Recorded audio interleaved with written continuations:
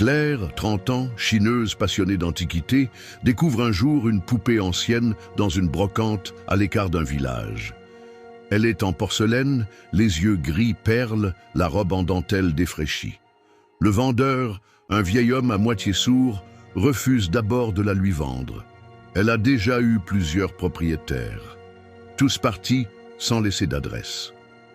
Claire rit. Pensant à une blague de brocanteur, elle achète la poupée et la ramène chez elle. Elle décide de l'installer dans sa vitrine, dans le salon. La première nuit, elle rêve d'une petite fille en noir, debout au pied de son lit, qui la fixe sans rien dire. Quand elle se réveille, la poupée est tombée de l'étagère.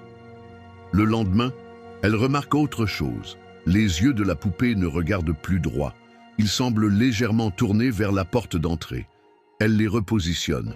Mais le soir suivant, ils sont tournés ailleurs, vers la chambre. Claire décide d'en rire. Elle commence même à la filmer avec son téléphone juste pour voir.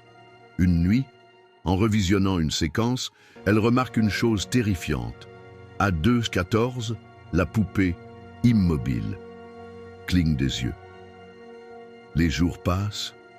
Claire commence à entendre des pas d'enfants dans la maison, des rires étouffés, des objets déplacés. Une nuit, elle entend un chant murmuré, en vieille langue française.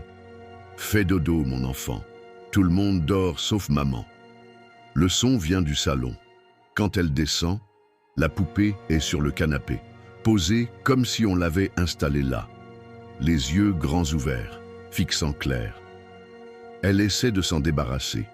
Elle la jette dans un conteneur, dans un sac noué. Le lendemain matin, la poupée est de retour dans la vitrine, en parfait état. Claire consulte une experte en objets anciens. Elle reconnaît la poupée.